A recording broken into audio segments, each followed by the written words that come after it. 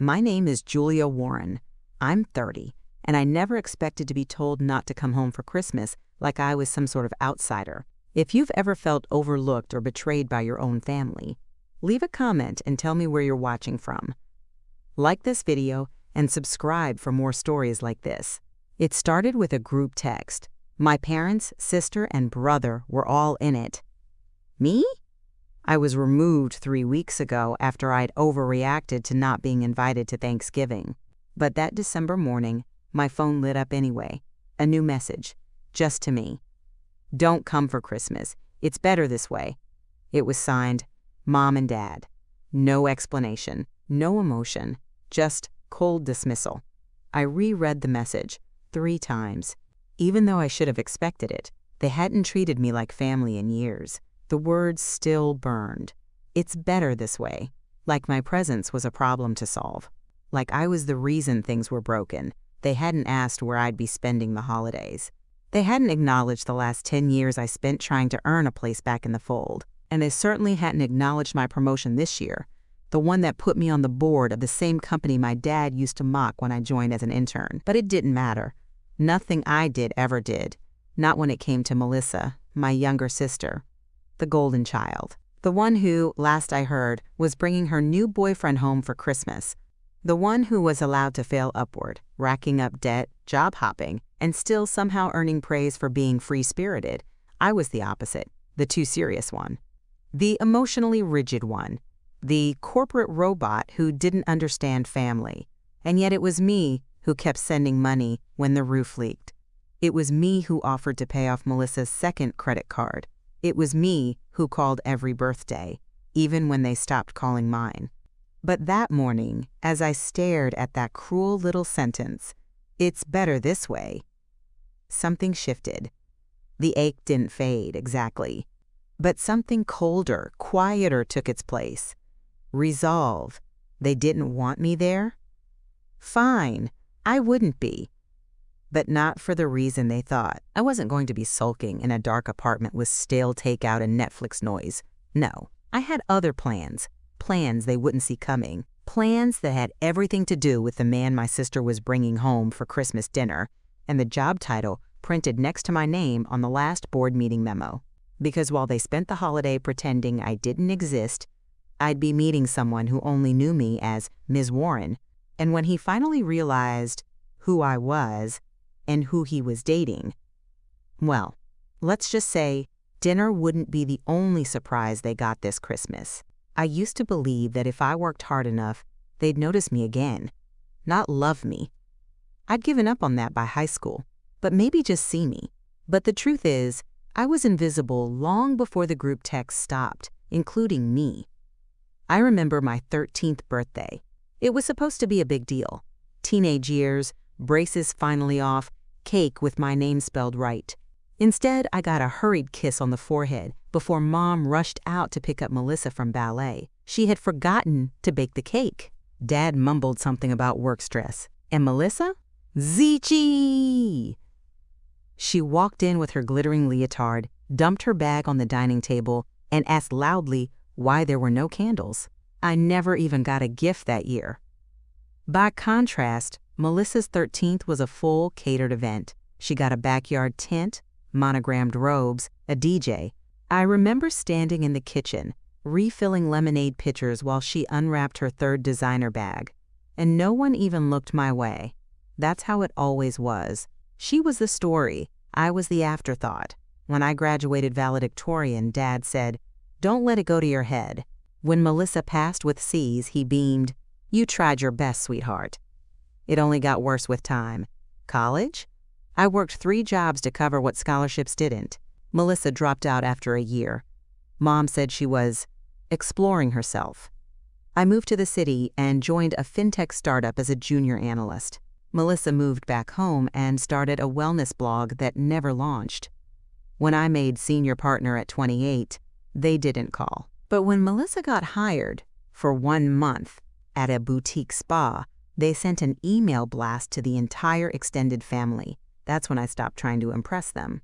And yet, I couldn't stop hoping. That's the most painful part of all this. Hope doesn't die easily. especially not when it's about your family. Last year, I flew home for Christmas with gifts for everyone. Melissa had forgotten I was coming. She gave me a candle from the clearance rack, still had the sticker. Then she introduced her new boyfriend, Mason. He was polite, friendly. I remember thinking, she finally picked a good one. He asked where I worked, and I gave him the generic answer. Didn't want to get into it, didn't want to be compared. But now he was about to walk into their house again, only this time, he'd know. Because Mason was joining the management team at my company, a quiet acquisition we'd finalized 2 weeks earlier, he'd be starting the Monday after Christmas. And his welcome orientation? I'd be leading it. Not because I planned it that way, just fate. Or maybe karma. Either way, this time I wouldn't be the quiet one in the corner holding clearance candles. This time, I'd be the name on the corner office. And the look on his face when he realized? Hey, that might just be the Christmas gift I didn't know I needed. 2 days before Christmas, I got a call from HR. Mason had completed his onboarding paperwork. His role? Strategic Partnerships Director. A title that would report directly to me. I stared at the screen for a long moment. I wasn't sure whether to laugh or brace myself. Then came the email. Subject: Holiday Introductions plus Prep. Hi, Julia. Mason Kingsley starts next week. He'll be shadowing you for Q1 before pitching our UK expansion. He's really eager. Seems like a great culture fit. Also mentioned he'd be traveling out of town for the holidays. Family time, I think. I felt a small twist in my chest at that. Family time. The same family that had told me not to come. That night, I found myself scrolling through Instagram. Melissa had posted a story. The living room all decorated, candles lit, cider steaming. Caption: Christmas with the real ones. There was a blurry shot of my parents on the couch. A close-up of matching monogram stockings. Mine, of course, wasn't there. Then came the next photo. Mason, grinning beside her, holding her waist, wearing a tacky sweater that said, "Slay all day." I don't know why that was the detail that broke me. Maybe because I had once tried so hard to be part of that world, the cozy, messy, normal one, and yet I was always one step outside the frame. That night, I did something I hadn't done in years. I called Mom. She picked up on the third ring. "Julia?" she said, confused, like I was a spam number. "I got your message," I said quietly, "about not coming." There was a pause. "Oh, well, it just felt like the right thing. You've been so distant." "Distant?" I repeated. "You told me not to come for Thanksgiving either." "You were busy, right? With your company stuff." "I offered to host," I said. Another pause. "We just thought you wouldn't be comfortable." I almost laughed. That's what they always said. "We thought you didn't care. We thought you were better off. We thought—" "I'm not calling to fight," I said. "I just wanted to ask, do you even want me there anymore?" Mom sighed. "It's not about wanting, honey. It's about what makes sense. You and Melissa, you've always been so different." There it was, the line I'd heard all my life. Different. Translation: inconvenient. "I see," I said. "Besides," she added, "we don't want to make Mason uncomfortable. You barely know him." That's when the silence stretched too long, because suddenly I did want to say something. Not to gloat, but to warn her. To let her know that maybe she didn't know him either. Instead, I just said, "Don't worry, I'll be seeing him soon enough." She didn't understand. Of course she didn't. And I wasn't about to explain. Not yet. Because in 3 days, Mason would walk into my boardroom, and the last name on the wall, Mason, would match the one on Melissa's phone. Only this time, it wouldn't be ignored. December 27th arrived crisp and cold. The office was quiet, the kind of hush that only happens between holidays. Most departments were still on break, but I'd come in early. I liked the stillness, the calm before the shift. At 10:01 a.m., the elevator doors opened. And there he was, Mason. He looked exactly the same, warm smile, well-groomed beard, a slight nervous energy tucked beneath a confident walk. He didn't recognize me at first. Not here, not like this. I extended a hand. "Mr. Kingsley," I said, calm and measured. "Welcome to Language Equity." His hand froze mid-reach. Then slowly he shook mine. "Julia?" I nodded once. "Miss Warren," I clarified, motioning toward the conference room. "Let's begin." He followed in stunned silence. I could feel his questions buzzing behind his eyes, and I didn't answer any of them. Not yet. The presentation went smoothly. I reviewed our Q1 goals, partner profiles, and his onboarding schedule. He barely spoke. At the end, I closed the laptop. "That's all for today," I said. He finally broke. How long have you worked here?" I leaned back, tone steady. "Started at 23, partner by 28, board seat this year." His face flushed. "Why didn't you say anything before?"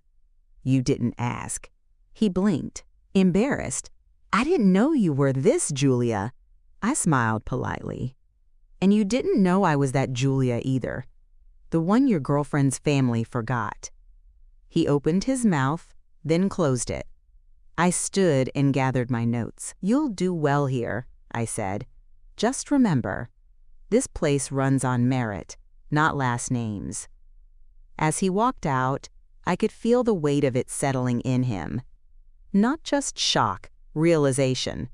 Back at my desk, I sat for a long moment, hands still, no rush of revenge, no fireworks, just peace. The next evening, I received a message from Melissa. Not a call, not a voice note, a screenshot of Mason's LinkedIn update. "Excited to join Language Equity under the leadership of one of the most brilliant women I've ever met, Julia Warren." Below it, Melissa had typed, "Why didn't you tell me you were his boss?" I stared at the message for a long time, then typed, "Don't worry, you said not to come for Christmas. It's better this way." I hit send. No follow-up, no explanation, no apology needed. Because for once, the silence was mine to give. And it said everything. The following week, I returned from the holiday break to find the office buzzing. Mason had made quite the impression already. Intelligent, strategic, curious, but something was different. He was cautious around me, respectful, measured. Not performative, not awkward, just careful. And that was fine. We weren't here to rehash Christmas drama. We were here to work. Still, word traveled fast. Someone in HR asked if I was related to the new guy's girlfriend. I just smiled. Only through coincidence. But Melissa? Melissa wasn't quiet. On New Year's Eve, she called. Not to apologize, but to vent. "I just think you blindsided me," she snapped. "You knew, Julia, and you let him walk into that office." "You mean the one you told me I didn't belong in?" "That's not what I meant, and you know it." I stayed quiet. "You've always played the victim," she continued. "Now suddenly, you're the boss of my boyfriend? It's weird." I almost laughed, but I didn't. Instead, I said, "Melissa, I didn't choose this. Life did. And maybe it's about time you asked why that keeps happening." She went silent. I could hear the tension twisting in her breath. Finally, she muttered, "So what now?" "Now?" I said. "Nothing changes, except maybe you'll stop assuming I'm beneath you." Click. She hung up. No goodbye. Just like the holidays. Abrupt. Dismissive. And yet, I wasn't angry. Not anymore. Because here's the truth. I used to beg for their approval. Now, I didn't need it. Because the people who mattered, they saw me. They respected me, including Mason, who a few days later walked into my office after a successful pitch and said, "I told Melissa what you really do." I don't think she knew how much she underestimated you. I met his eyes, steady and clear. "She wasn't the only one." He nodded. then added, "I think you scare her a little." "Good," I said, soft but unshaken. "Maybe now she'll stop thinking I'm the problem." He smiled, sheepish. I didn't either, not until recently. And just like that, the dynamic shifted again, this time in my favor. Quiet, undeniable, complete. By mid-January, things had settled into a rhythm. Mason was adapting fast, already leading initial talks with our European partners. And to his credit, he kept it professional. No gossip, no awkward comments, no inappropriate apologies. He treated me like a mentor, not Melissa's older sister. And that, more than anything, told me he understood the weight of what had happened. I didn't mention the holidays again, neither did he. But something subtle shifted between us. Not flirtation, not friendship, but respect. Real, earned, grounded respect. Meanwhile, back in the family group chat, the one I was no longer part of, chaos quietly brewed. My cousin Chloe sent me a private message. "Girl, Melissa's spiraling. She said you manipulated the whole thing." "Into what?" I replied. "A job I already had?" Exactly. Everyone's confused. Some are impressed. Some, well, you know. Oh, I knew. They didn't like when I made things look effortless. They wanted me to struggle for what Melissa was given. But the best part? Haverde. I didn't care anymore.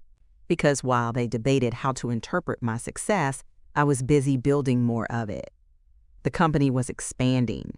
I had been invited to speak at 2 industry panels, and HR had asked if I'd consider mentoring the next female leadership cohort. I said yes, not to prove anything, but because I wanted to. Because for the first time in a long time, I was living my life, not the shadow version I thought would finally get their attention. That weekend, I took myself out for brunch. Just me. No performance, no pretending. I sipped my coffee slowly, looking out the window, watching as families passed by in puffy coats and knitted hats. I didn't envy them. I didn't ache to be part of someone else's holiday anymore, because I had created my own space, one built on truth, not tradition, and no one could disinvite me from that. A few weeks later, Melissa reached out again. This time, it wasn't a rant. It was something else. "Mason's been distant since the holiday. I feel like I don't know what he's thinking anymore." I didn't reply right away. I let it sit. Because part of healing is recognizing when someone wants your insight, but not your truth. Still, she messaged again. "Did something happen between you two? Did you say something to him?" Finally, I responded. Nothing happened. But maybe for the first time, someone saw who I really am. She left me on read. That was enough. A day later, Mason sent a brief email. "Thanks for the opportunity to shadow you. I've learned more in the last month than in 2 years elsewhere, hoping to live up to the expectations." I smiled at the screen. No drama, no family politics. Just someone who understood the space I'd carved for myself and chose to respect it. That Friday, the company announced its quarterly winners. Mason's pitch was listed as a standout. My leadership was cited as a key reason for our accelerated progress.